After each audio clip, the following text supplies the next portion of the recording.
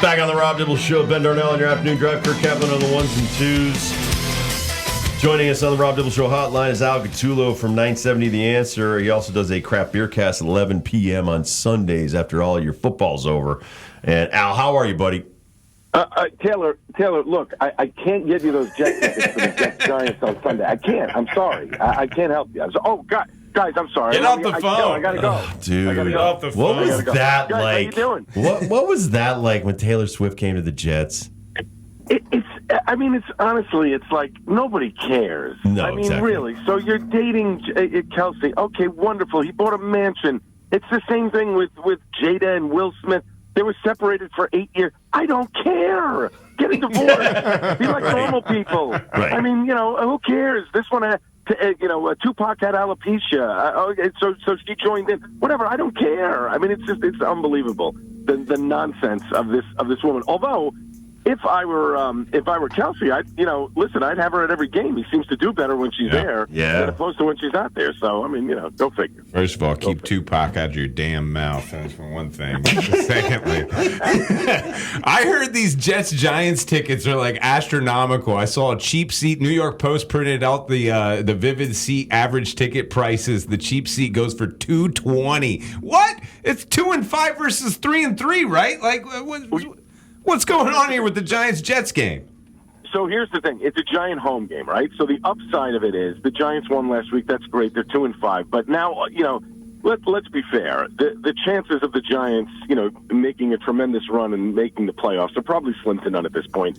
Now it's just, save face. How well can we play, the rest of the way? Is Daniel Jones going to play? Is he going to get cleared and be able to play this week against the Jets? If I were the coach, I'd probably keep him out because if his neck is not 100%, you've got a Jets defense that's going to swarm him and probably knock him down a few times. Then you got Tyrod Taylor again. So I think Giant fans are looking to just, say, hey, I'm going to, fork over some cash and get my money back, for my seats that I paid for.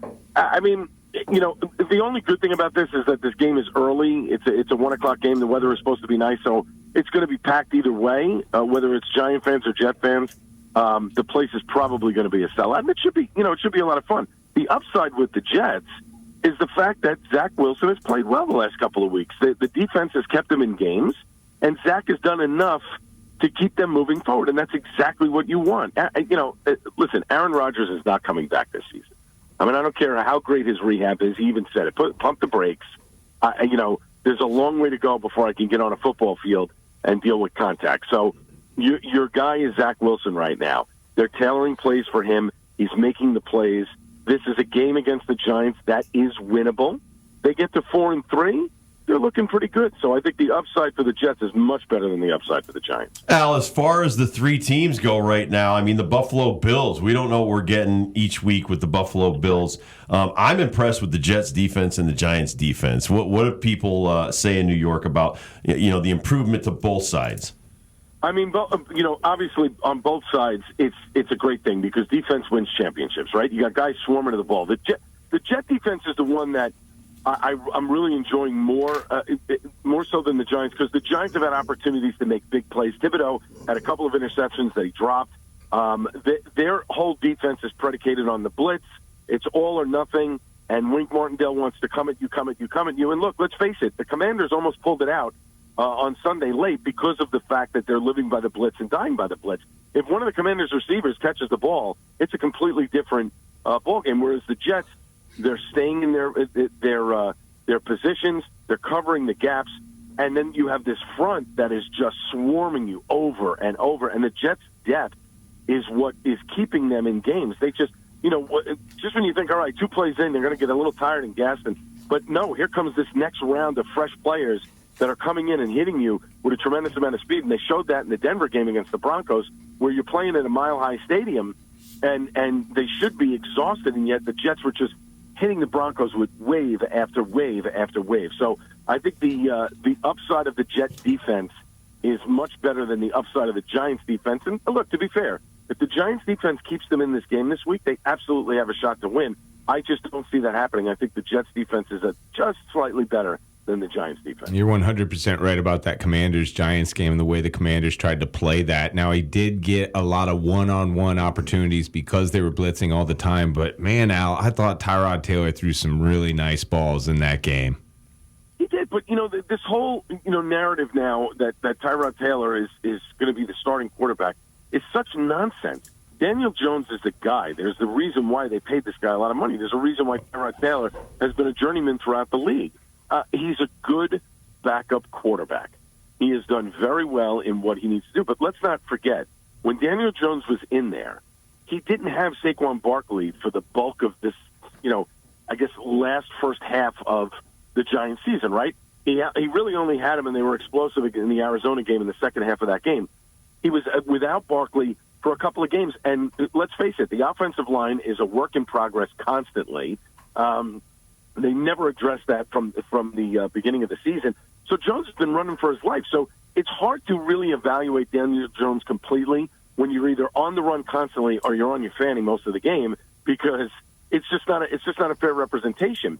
Tyrod, at least Taylor has made the quick. I'll give you this: he has made the quick decision better than Daniel Jones has. He's able to get the ball out quicker to those players, and they've been able to make plays. But again, when you have a Saquon Barkley there, you've got a good outlet that teams can't stack against the pass. They have to play the run a little bit because you don't know what Saquon's going to do. A lot of Mets, a lot of Yankee ex-players, especially Jordan Montgomery. This one really irritates me because I always thought that kid had a great upside. Are playing in the World Series once the Diamondbacks and Phillies get through. Your thoughts on just so many misses, including the Cardinals. They missed on Adolis Garcia, and they DFA'd him in 2019. Rosarina was a Cardinal. They traded him to the Tampa Bay team. Your thoughts when you see some of these guys, and Scherzer's different. Anybody that was a Met fan can't stand Scherzer, and I get that because he just wanted to go somewhere where he could win. But as far as some of these other players that could still be with the Mets, what are your thoughts on them or the Yankees going, and now they're in the World Series? Well, I'll address the Yankee one first. I think, obviously Cashman totally missed the boat on the guy. I think they should have kept him in, but again, they're running an analytic ball team where they feel like, all right, well, he wasn't going to give us what we wanted. Well, you know what? He went to a different team, and the atmosphere is different, and he took care of business. So I think that's where Cashman screwed up. But I think Cashman has had more successes than misses. So, in some ways I can kind of let him slide just a little bit, although I don't like the way that the Yankees organization is being run right now. I don't think Aaron Boone is the best option for them at manager. I think Cashman, I don't want to say the game has passed him by, but I think at this point now, maybe it is time for a fresh perspective in the Yankee front office. Maybe there's something different that they can do, but it sounds like all of the principals will be back. So really there's not much you can do about that. You're going to have to play the hand that you dealt. On the Mets side of things, I don't know if Met fans are really upset with Scherzer. I mean, to be fair, they knew what they were getting when they got him. They were trying to load up to win a championship. It didn't happen, and so what? Then suck it up for $43 million and eat pound sand and stay the whole season. Yeah. Yeah, no. I agree. And Verlander too. Right. Well, if you're going to see, the Verlander thing is he's a rented player. I wasn't even, Scherzer at least was here for a couple of years and knew the makeup of what was going on. But you just said it a little while ago. Scherzer's throwing gas, but he's throwing it straight. These guys can hit that. Very hittable. So there's not really much magic to Scherzer anymore. So I don't blame the Mets for getting rid of him to try and get something back and eating the salary. The owner certainly has the money to do that. Yeah. And it's his prerogative. I think the thing with Mets fans, it's the same thing with the Giants. Like the Mets were predicating everything on two older pitchers to keep things together and to have the same season they had last year, and it didn't happen. The Giants were hoping their patchwork offensive line would sort of, gel together like they did last year to get them, a good start, of the season, and then hopefully get themselves into the playoffs. And it didn't happen. It collapsed. So I'm hoping with a new regime with the Mets, that things coalesce together. The person I'd be going after right now as my new general manager be Kim Eng formerly from the Marlins. Absolutely. The town. She got railroaded in Florida. Obviously, she's a Yankee through and through. She started with the Yankee organization. Yes, she did. She got a ring, I think, in 98 with them. Or not 98, right. 96, 98, one of those. Yes. 99. She's been a success everywhere she's gone. And I think she would be a perfect fit for the Mets, and I think she could do great things. Plus, she knows the National League. I mean, she was just with the Marlins. So I think she would be a perfect fit for them. Al Gatulo, 970 The Answer, out of New York. He's our New York sports guru. Plus, check him out on the Craft Beer Cast. For the New York Knicks, we're starting the NBA season tonight. Woo-hoo. Knicks start tomorrow against those Boston Celtics. What are your expectations for the Knicks this year? I want to see the Knicks go deep. I want to see them. I want to see them make a push and make a playoff run. I know this whole thing about we're offering up. I mean, it's the amount of people that the Knicks want to offer up to get Joel Embiid is just like. I mean, would you like to trade the entire team? Are you ready to throw in the season already? The guys and gee, what a surprise that James Harden doesn't want to practice or isn't with Philly and is being a malcontent again. I mean. The Sixers are a mess. True. I'd like to see the Knicks sort of pick off Joel Embiid, but you can't trade 7 players. I mean, it's just it's outlandish. So I would like to see the Knicks stay where they are and sort of just let's buy into Tom Thibodeau's system and let's let it roll and let's get moving and just start rolling along and win some games. And again, it's the start of the season. Anything can happen, and I think the Knicks have a very good shot of not only making the playoffs, but getting deep into the playoffs and doing something. As far as the Rangers and Islanders go, how do they look this season?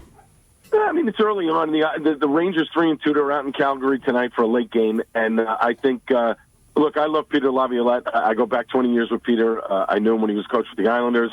I think he's the right fit for this team. I think this is the make or break season for the Rangers. They have to do something here and make a big push into the playoffs and beyond, and I think Peter is the right guy to push those buttons. He has a short shelf life, very much like Tortorella. He will motivate people to play, but after a while, the message sort of wears thin. So I think that it's important for the Blue Shirts to jump off to an early start, and they've done that 3-2 so far, and just keep things moving. The Islanders, on the other hand, I think they're another team that sort of always the bridesmaid, never the bride. Over the last couple of seasons, they've sort of gotten themselves into a position, and then late in the season, they sort of collapse. I think for them, they really do need to treat this more as a marathon and not a sprint. Don't get out of the box with, railing off 7, 8, 9, 10 wins here. I think you have to keep it consistent, win your games where you need to, and by late in the season, you have to really put that surge on and get moving. The team to watch out for, I think, out of the 3 is probably the Devils. I think the Devils are going to have a good showing again, and I think they're going to continue to move forward, and New Jersey might surprise a couple of people. Al, when it comes to pumpkin spice beer or any kind of pumpkin beer, usually I buy it, I have one, I don't like it anymore, and then I get it out of the back of the fridge when I'm all out of beer and I have no other options. Give me a pumpkin beer that I'm going to like. Ooh, wow. See, that's a tough one because I'm not a big pumpkin beer fan. Nice. I will have one. Like my local brewery down the street, Wet Ticket Brewing, they do a great job with their yam beer. The pumpkin beer is really good. They do like a cinnamon spice ring around the glass with maple syrup, and it's really good. Ooh. But one is enough for me. Like I can have one, and I'm good with that. I can have it without the cinnamon, and the maple syrup is a little too sweet. But I'm good. One and done. I would rather have a more of an Oktoberfest type of beer than having a pumpkin beer. But if you're going to do any type of pumpkin beer, the pumpkin beer to get is Troeg's Imperial Pumpkin Ale. It's the best pumpkin beer that I've ever had. It comes in, they do it in cans, but you got to get it in the bottle with the cork. Okay. It is absolutely worth you going out and finding that one and drinking it. I wrote that down. Love you, Al. Thank you so much for adding to our show. We appreciate it, buddy. Thank you, Al. By the way, Dibs, thank you so much for the bobblehead. It is sitting right in front of me in my man cave here. I love it. Did you take it out of the box and play with it, or are you going to leave it in the box? No.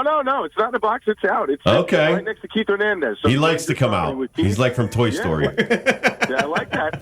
So he's next to Keith Hernandez? Oh, I'm honored. I love Keith. Yeah, so he's right next to Keith, and he's doing great. And I gave the other one to Joe Piscopo, and he says, thank you very much. He awesome. loves it, so we really do appreciate it. Thanks, guys. You guys rock. Thank you, man. That's great. It's awesome.